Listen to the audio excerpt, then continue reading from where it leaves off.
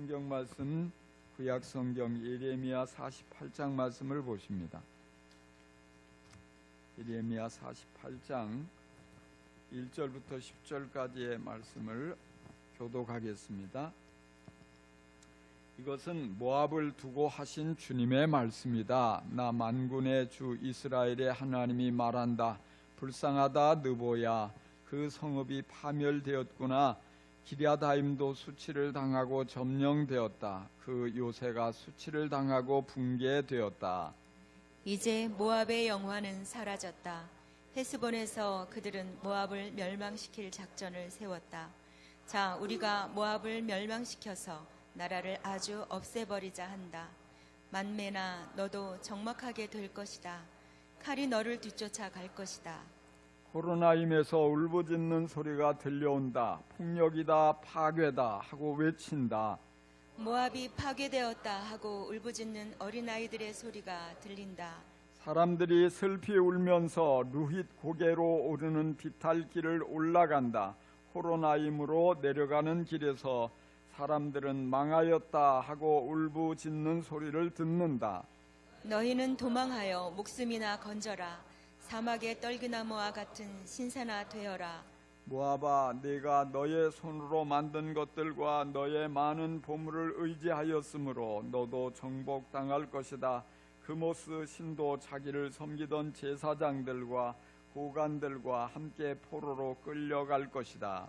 멸망시키는 자가 성읍마다 쳐들어올 것이며 어떤 성읍도 이것을 피할 수 없을 것이다. 골짜기는 폐허가 되고 고원도 황폐하게 될 것이다. 나 주의 말이다. 너희는 모압에게 날개를 달아주어 마음껏 도망치게 하여라. 모압의 성읍들은 이제 아무도 살 수 없는 황무지가 되고 말 것이다. 주님의 일을 정성을 다하여 하지 않는 사람은 저주를 받을 것이다. 칼을 휘둘러 모압 사람을 죽이지 않는 사람은 저주를 받을 것이다. 아멘. 김광용 목사님 나와서 모압을 통해 주시는 교훈, 이런 제목으로 말씀을 전해 주시겠습니다. 큰 은혜 받으시기 바랍니다.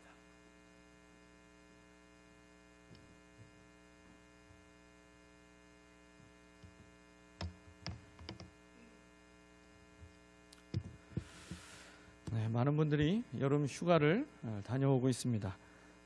어떤 분들은 바다로, 또 산으로, 또 어떤 분들은 호텔로 가서 호캉스를 누리는 분도 있고, 또 어떤 분들은 도서관에 가서 북캉스를 또 누리는 분도 있죠. 오늘 저와 여러분은 이 예배가 하나님이 주시는 힘과 위로와 회복의 시간이 되는 예캉스가 되는 줄 믿습니다. 네, 이제 말씀을 함께 나누도록 하겠습니다. 우리가 연설이나 또 칼럼을 대할 때 종종 등장하는 사자성어 가운데 반면교사라는 말이 있습니다. 이 말을 한자 그대로 풀이하게 되면 반대의 면을 가르치는 스승이라고 이야기할 수 있죠. 좀 더 깊이 이 말을 풀어보면 상대방의 잘못이나 나쁜 면을 보고 나는 그러지 않아야 되겠다라는 깨달음을 얻을 때 쓰는 단어가 바로 이 반면교사입니다. 이 반면교사의 원리가 교육에 적용이 되면 사람이 글이 아니라 이미지로 이것이 각인되기 때문에 교육의 효과가 아주 크게 나타나게 됩니다. 예를 들어 이런 것들이죠.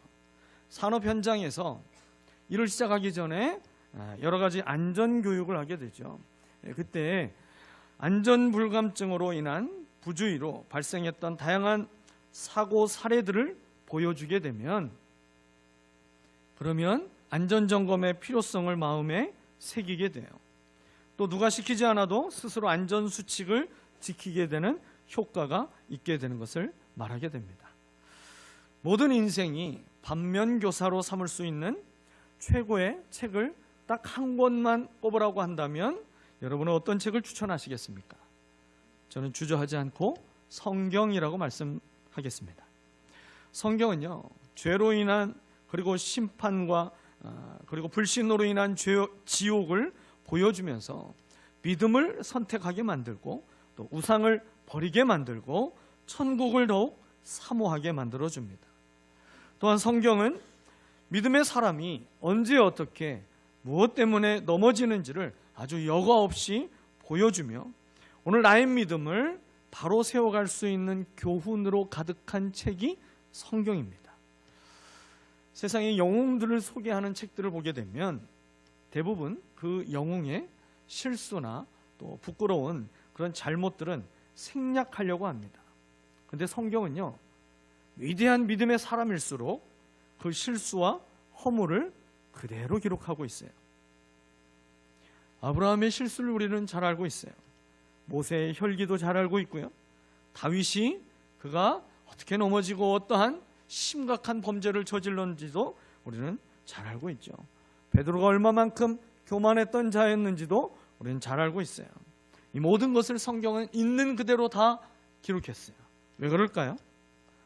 누구나 넘어질 수 있는 연약함이 있기 때문입니다. 누구나 넘어질 수 있기 때문에 누구든 깨어 있어야 하고 교만하지 않도록 하기 위해서 기록하고 있다는 것입니다. 그리고 무엇보다도 이 죄와 유혹에 넘어가지 않으려면 우리가 절대적으로 주님과의 동행함이 필요하다는 것을 가르쳐주기 위해서 이 믿음의 사람들의 실수와 실패를 아주 적나라하게 기록하고 있는 것입니다. 한마디로 이 성경에 기록된 실수와 죄에 넘어진 이야기들을 반면교사로 삼아서 오늘 나의 신앙을 세워가게 되면 하나님의 은혜가 지속되고 더 풍성히 누리게 된다라고 하는 이 교훈을 성경을 통해서 우리에게 주시는 것입니다. 오늘 본문의 말씀도 마찬가지입니다. 예레미야 48장은 모압의 심판에 대해서 기록하고 있는 말씀이에요. 모압이 하나님의 심판을 받게 된 이유를 세 가지로 볼 수가 있는데요. 이 세 가지를 우리가 살펴보며 이것을 반면교사로 삼아서 우리의 마음에 하나님이 주시는 교훈을 성령께서 새겨주시는 은혜가 임하게 되시기를 예수님의 이름으로 축복합니다. 모압에 하나님의 심판이 임하게 된 그럼 첫 번째 이유는 무엇인가? 바로 하나님의 은혜를 잊어버렸기 때문입니다. 모압 족속의 시작은요, 창세기 19장에 자세히 기록되고 있어요. 아브라함의 조카 롯이 삼촌과 이제 결별을 하며 땅을 선택하게 되죠. 그때 이 롯이 소돔 땅을 선택해서 그 땅에 들어가 살아가게 됩니다. 근데 그 땅은 비옥했지만 죄도 가득했어요. 결국 하나님의 심판이 임하게 되죠. 10명의 의인이 없어서 하늘에서 유황불이 내려지는 심판이 임하게 됩니다. 근데 그 심판의 때에 성경을 자세히 보니 하나님이 아브라함을 생각하사 롯을 소돔성에서 내보내셨다, 이렇게 기록되고 있어요. 그러니까 하나님의 은혜를 입으며 소돔성을 롯과 그의 가족들이 나오게 됩니다. 그 나오는 과정에서 롯의 아내가 뭐가 그렇게 미련이 많았는지 소돔성을 뒤돌아보다가 소금 기둥이 되죠. 그리고 롯은 그의 두 딸과 함께 이 소돔성과 가장 가까운 소알성으로 피하게 됩니다. 롯은 아마 소돔성에서의 그 심판이 큰 트라우마가 됐을 것 같아요. 그래서 소알성에 사는 것마저도 두려워서 거기서 살지를 못합니다. 그래서 사람들이 없는 산으로 올라가요. 거기 동굴에서 두 딸과 함께 지냅니다. 근데 그 두 딸이 세상의 모든 사람들이 다 남편이 있어서 결혼하고 후사를 보는데 자기들은 결혼할 수 없어서 이제 후사를 볼 수가 없겠다. 그러니 말도 안 되는 작전을 둘이 짜게 됩니다. 아버지에게 술을 잔뜩 먹여서 그 아버지로 말미암아 자식을 얻자. 그래서 그 계획을 실행에 옮기죠. 롯을 술에 취하게 만들고 두 딸이 한 번씩 번갈아 가며 그렇게 아버지로부터 자식을 얻게 됩니다. 큰 딸을 통해서 태어난 아이가 모압이고 이 아이가 모압 자손의 조상이 됩니다. 둘째 딸을 통해서 태어난 아이가 베남미이고 그 아이가 바로 암몬 자손의 조상이 됩니다. 그 시작부터가 사실은 레위기 18장에 기록된 근친상간의 죄로 얻게 된 그런 시작이었어요. 시작부터 아주 심각한 죄 가운데 태어난 것이 바로 모압이었습니다. 그럼에도 불구하고 하나님은 모압에게 은혜를 베풀어 주십니다. 구체적으로 어떤 은혜인가? 신명기 2장 9절에 자세히 기록되어 있는데요. 이 말씀은 광야를 지나갈 때에 하나님께서 모세에게 신신당부하며 주신 명령의 말씀이에요. 신명기 2장 9절입니다. 주님께서 나에게 말씀하시기를 모압을 괴롭히지도 말고 싸움을 걸지도 말아라. 그 땅은 내가 너에게 유산으로 주기로 한 땅이 아니다. 아르 지역은 내가 이미 롯의 자손에게 유산으로 주었기 때문이다. 모압의 자손들이 살고 있는 그 땅이 하나님이 주신 땅이니까 절대 넘보지 말고 절대 그들과 싸우지 말아라. 전쟁을 하지 말라라고 말씀하셨어요. 근데 이 롯이 모압이 살고 있던 그 땅이 어떤 땅이었고 그들이 어떻게 차지했는가? 그것이 이제 2장 10절부터 12절까지의 말씀에 기록되어 있는데요. 우리가 이 말씀을 한번 같이 읽어봤으면 좋겠습니다. 같이 읽어보겠습니다. 옛적에 그곳에는 에밈 사람이 살고 있었는데 그들은 강하고 수도 많았으며 아낙 족속처럼 키도 컸다. 그들은 아낙 족속처럼 르바임으로 알려졌으나 모압 사람들은 그들을 불러서 에밈이라 하였다. 세일 지방에도 호리 사람이 살고 있었으나 에서의 자손이 그들을 쳐부수고 그 땅을 차지하였다. 이것은 이스라엘 백성이 주님께서 유산으로 주신 땅을 차지한 것과 같은 것이다. 지금 모압 자손이 살고 있는 그 땅이 어떤 땅이라는 거예요. 모압 자손 스스로의 힘과 능력으로는 절대 차지할 수 없는 땅이었다라는 거죠. 그 땅에 누가 살았습니까? 아낙 족속과 같은 거인이 살았다고 했어요. 르바임이라는 말이 바로 거인이라는 뜻이에요. 거인이 살고 있었고 그 거인들이 얼마나 무서운 존재였는지 모압 사람들이 이 아낙 족속과 같은 사람들을 뭐라고 불렀어요? 에밈이라고 불렀어요. 에밈의 뜻이 바로 무섭다, 공포다 이런 뜻이에요. 그렇기 때문에 그들 스스로의 힘으로 그 땅을 결코 차지할 수 없었다라는 것이죠.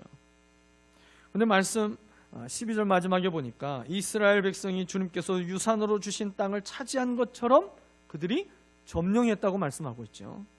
여러분 이 말은 마치 여리고 성을 차지한 것처럼 주님이 그 모든 싸움을 다 싸워주셔서 적을 물리치시고 그 땅에 모압은 무혈입성을 하여서 그 땅을 차지하게 되었다라는 것을 의미합니다. 모압이 받은 이 은혜는 그야말로 전적인 하나님의 은혜였습니다. 은혜 받을 자격이 전혀 없는 죄 중에 태어난 모압에게 어떻게 이런 일이 가능하겠습니까? 그것은 바로 모압도 하나님이 사랑하시는 하나님의 백성이기 때문에 가능한 것이죠. 그런데 이런 은혜를 받은 모압이 은혜를 잃어버리게 되자 은혜를 원수로 갚기 시작합니다. 은혜를 잊어버리면 틈만 나면 은혜를 잊어버린 이 모압이 틈만 나면 이스라엘을 괴롭히게 되고 못살게 굴게 됩니다. 몇 가지 예를 성경을 통해서 찾아보니까 여호수아서 24장에 이렇게 기록됐어요. 모압 왕 발락이 이스라엘의 번성이 아주 크게 위협으로 다가왔어요. 그래서 그들을 멸망시키고자 이스라엘의 거짓 선지자인 발람을 불러다가 이스라엘을 저주하도록 그를 매수하는 일도 하게 됩니다. 그리고 사사기 3장을 보게 되면 모압 왕 에글론이 이스라엘을 무려 18년 동안이나 괴롭히며 억압한 일도 있게 됩니다. 그리고 예레미야에서 또 보게 되면 이 이스라엘이 멸망을 하게 될 때에 그들을 바라보며 먼 곳에서 낄낄거리며 그 모습을 아주 조롱한 사람들이 바로 이 모압 사람들이었어요. 이외에도 수많은 일들이 모압과의 관계에서 일어났습니다. 여러분 우리가 하나님의 은혜를 잊어버리게 되면 하나님과 원수되는 일들을 골라서 하게 됩니다. 하나님이 좋아하는 일들을 반대하게 되고요. 하나님이 귀하게 여기시는 존재를 무시하고 조롱하는 일들을 하게 됩니다. 모압만 그런 것이 아닙니다. 이스라엘도 그랬어요. 이스라엘 백성도 그들이 엄청난 그 출애굽의 구원의 은혜를 받았음에도 불구하고 그 구원의 은혜를 자꾸만 잊어버렸기 때문에 광야에서 조금만 어려운 일이 생기면 모세와 하나님을 원망하며 불평했잖아요. 심지어 대적하기도 했어요. 그리고 그들이 결국 금송아지 우상을 만드는 일까지 하게 되었던 것을 우리는 잘 알고 있죠. 여러분, 그렇게 하나님의 은혜를 잊어버리고 하나님을 대적할 때마다 하나님은 저들에게 징계의 채찍을 들어서 심판하셨던 것을 우리는 기억해야 합니다. 사랑하는 여러분, 전적인 하나님의 은혜로 우리를 구원하신 하나님의 은혜와 사랑을 잊어서는 안 됩니다. 은혜를 기억하며 살아가는 하루와 은혜를 기억하지 않고 살아가는 그 하루와의 차이는 하늘과 땅 차이인 거예요. 구원의 은혜로 영원한 생명을 얻은 자라는 사실을 우리는 날마다 기억하며 살아갈 때에 죄의 유혹을 이길 수 있는 지혜를 얻을 수 있는 것입니다. 악한 사단을 대적할 힘도 얻을 수 있는 것입니다. 믿음을 지키고 사명의 자리를 지킬 수 있는 은혜와 능력을 공급받을 수 있는 것입니다. 모든 것이 하나님의 은혜입니다. 우리 입술로 한번 고백했으면 좋겠어요. 모든 것이 하나님의 은혜입니다. 여러분, 모든 것이 하나님의 은혜라고 고백하는 이 고백이 일상이 되시기를 예수님의 이름으로 축원합니다. 모압에 하나님의 심판이 임하게 된 두 번째 이유는 헛된 것을 자랑하는 교만 때문이었습니다. 하나님의 은혜를 잊어버린 인간은요, 하나님을 대신하여 의지할 다른 것을 찾게 되어 있어요. 본문 7절과 8절에서 모압이 의지하고 있는 것들이 나오고 있습니다. 먼저 7절에 이렇게 기록됐죠. 모압아, 내가 너의 손으로 만든 것들과 너의 많은 보물을 의지하였으므로 너도 정복당할 것이다. 지금 저들이 무엇을 의지하고 자랑한다는 겁니까? 그들의 손으로 만든 것들. 모압에게는 탁월한 기술력이 있었어요. 그것도 전쟁을 위한 무기를 만드는 기술이 실제로 탁월했습니다. 그리고 전쟁으로 얻은 수많은 보물들을 저들이 소유하고 있는데 그것들을 하나님을 대신하여 의지하고 있었다라는 거예요. 8절 말씀은 또 말씀하죠. 멸망시키는 자가 성읍마다 쳐들어올 것이며 어떤 성읍도 이것을 피할 수 없을 것이다. 무엇을 의지한다는 겁니까? 자기들에게 있는 강력한 성읍을 의지했다라는 거예요. 그들이 살고 있는 지대는 고원지대였어요. 본문 2절에 보면 그들이 살고 있는 그 성읍을 요새라고 표현하고 있습니다. 아주 천혜의 요새였어요. 요새 중에 요새인데 성읍도 아주 견고한 성읍이었기 때문에 그 성읍이 자기들을 지켜줄 거라고 믿고 있었다라는 겁니다. 그 땅에 원래 누가 살았습니까? 아낙 족속과 같은 거인이 살았다고 그랬잖아요. 여러분, 애초에 거인과 같은 그 큰 사람들이 살고 있었으니 여러분, 일반 평민들과 같은 그 사람들의 힘보다도 훨씬 더 크기 때문에 그들이 옮겨서 쌓은 성의 그 돌들이 얼마나 크고 웅장하겠습니까? 그리고 그 큰 거인들이 쉽게 편하게 왔다 갔다 하려면 그 성벽도 훨씬 더 두터워야 되잖아요. 더 높고 더 견고하게 세워진 그 성읍에다가 그리고 기술력이 있었던 이 모압 자손들이 그 기술력까지 거기에 추가로 더해지니까 그 성은 정말 난공불락의 성과 같이 여겨졌을 것입니다. 하나님 없어도 안전할 수 있다라고 하는 그 생각을 그들이 갖게 된 것이죠. 거기에다가 이런 생각이 틀리지 않다라고 여겨질 만큼 외부의 공격이 없는 그 평화와 번영의 시간이 길어지게 되니까 더더욱 하나님이 필요 없다라고 생각하고 자기들의 손으로 이룬 것들을 자랑하면서 다른 민족들을 무시했어요. 특별히 이스라엘을 향한 그 도발과 무시하고 조롱하는 것들이 갈수록 심해졌습니다. 하나님의 은혜인 것을 하나님의 은혜인 줄 모르고 자기들의 업적이라 여기며 자랑하는 이 모압의 교만을 하나님은 다 보시고 아셨습니다. 결국 하나님의 심판이 어떻게 임한다고 하십니까? 예레미야 48장 25절을 보게 되니까 이렇게 기록됐어요. 모압의 뿔이 잘리고 모압의 팔이 부러졌다. 동물에게 있어서 그 뿔은 자신을 과시하고 자랑하는 거예요. 자랑이라 여기는 그 뿔이 잘려지게 되고 어떤 싸움도 할 수 없도록 팔을 부러뜨리시겠다라고 하는 심판입니다.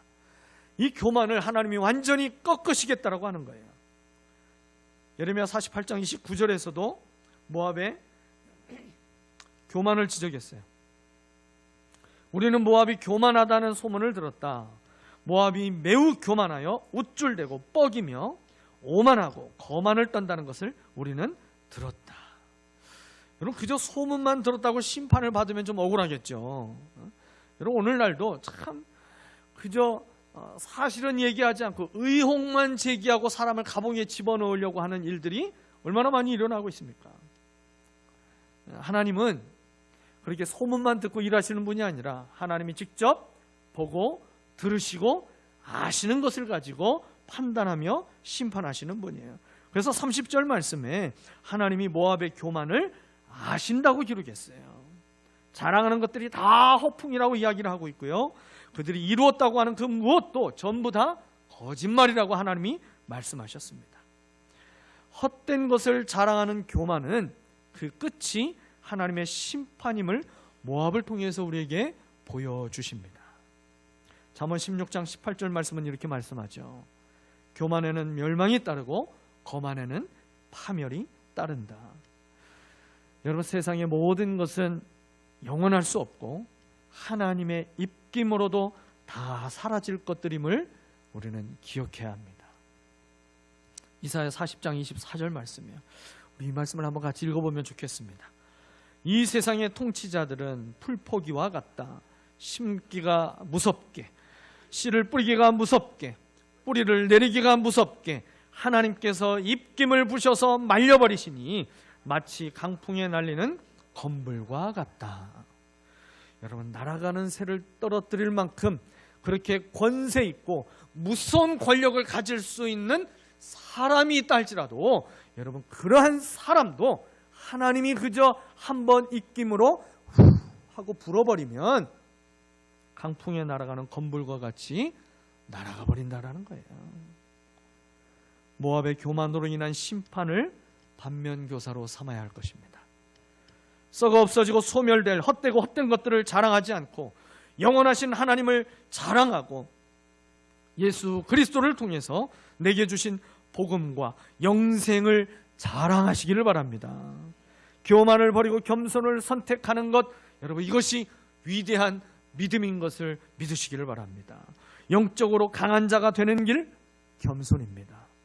주님을 위해서 기꺼이 낮아질 때에 여러분, 모든 교만한 자가 부끄러움을 당하도록 우리를 존귀한 자로 높여주시는 이 겸손의 비밀을 깨닫게 되시기를 예수님의 이름으로 축원합니다.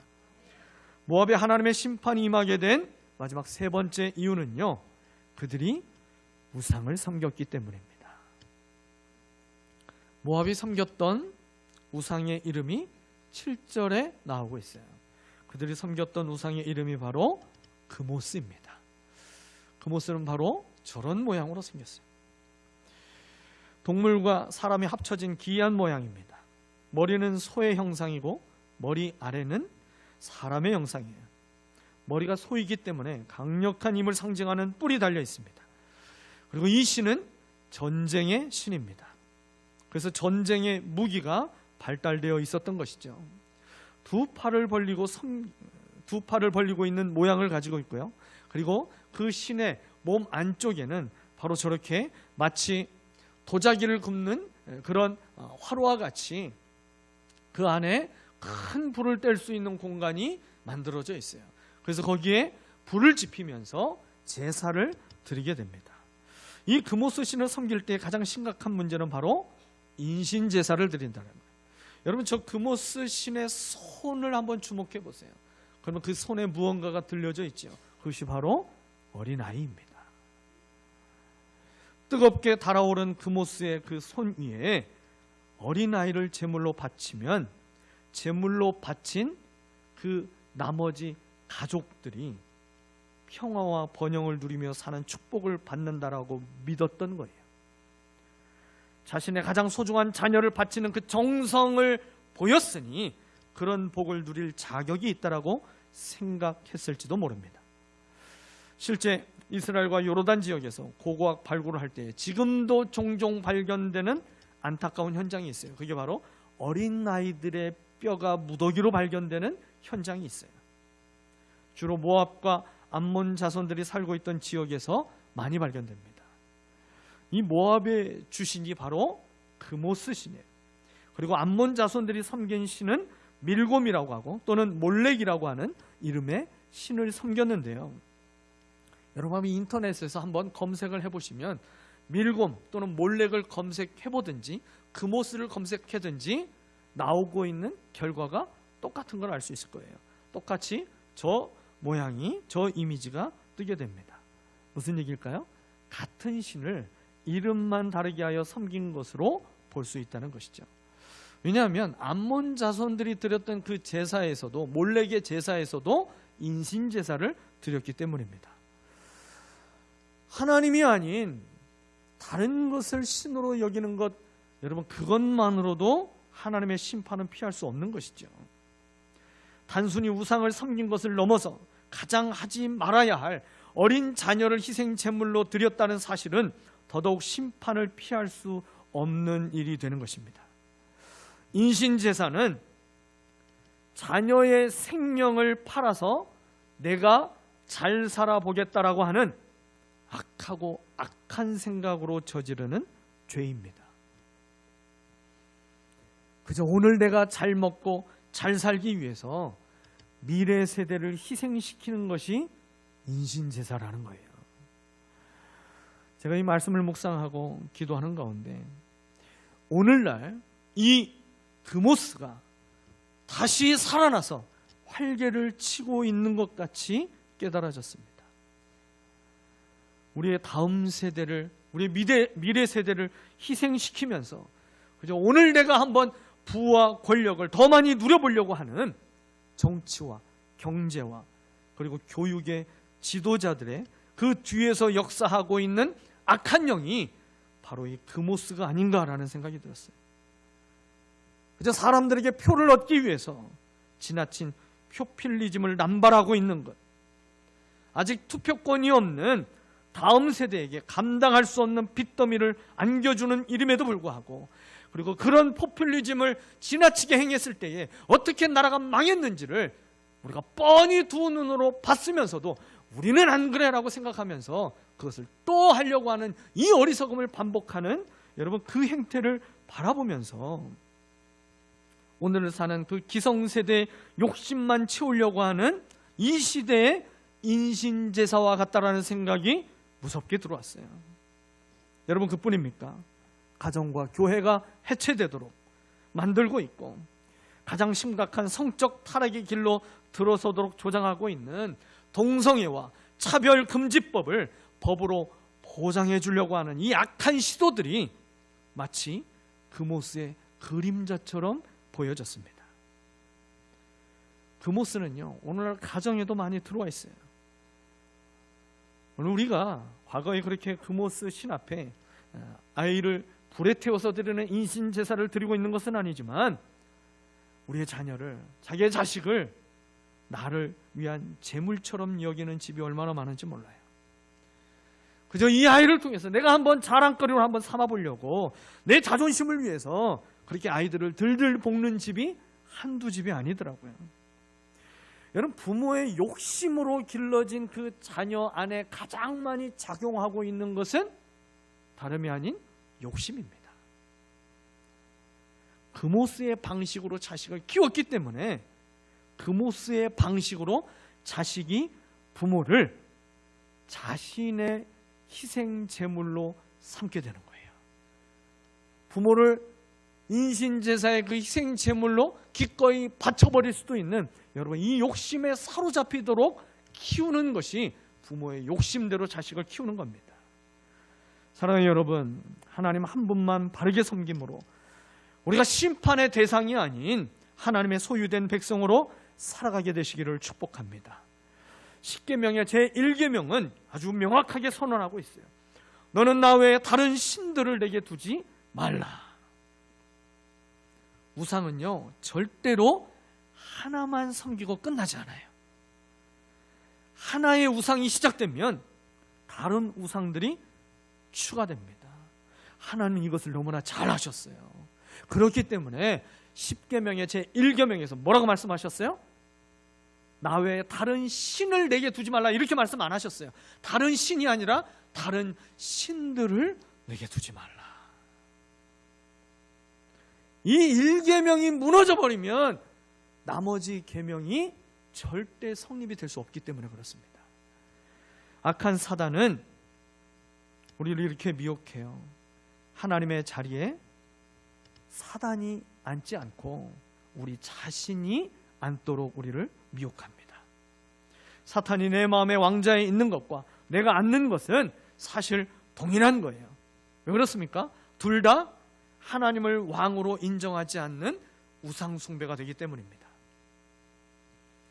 하나님을 위한 나의 삶이 아니라 나의 삶을 위한 하나님으로 믿고 하나님을 그렇게 섬기고 있다면 여러분, 그것 또한 여전히 내가 왕이기 때문에 우상을 섬기는 것과 마찬가지입니다. 이제 우리는 우리의 마음과 생각에 자리 잡은 우상들까지 모두 버리고 하나님 한 분만을 섬겨야 할 줄 믿습니다. 우리의 마음과 삶에서 모압의 모습이 있는지 우리는 한 주간 하나님 앞에 엎드려 기도하며 성령께 물어야 할 것입니다. 우리의 가정에 모압의 모습이 혹여 그림자가 들어와 있지는 않은지 우리는 성령께 물어야 하는 것입니다. 날마다 하나님의 은혜를 기억하고 선포하며 살아가시기를 바랍니다. 그리고 헛되지 않는 하나님의 은혜를 자랑하는 한 주간이 되시기를 바랍니다. 우리에게 구원의 이름, 능력의 이름, 소망의 이름이 되시는 예수 그리스도만 자랑하는 한 주간이 되시기를 바랍니다. 오직 하나님 한 분만으로 만족하며 그분이 나의 왕이심을 고백하며 하나님이 다스리시고 보호하시고 공급하시는 은혜를 믿음 안에서 풍성히 누리시는 저와 여러분 되시기를 예수 그리스도의 이름으로 축원합니다.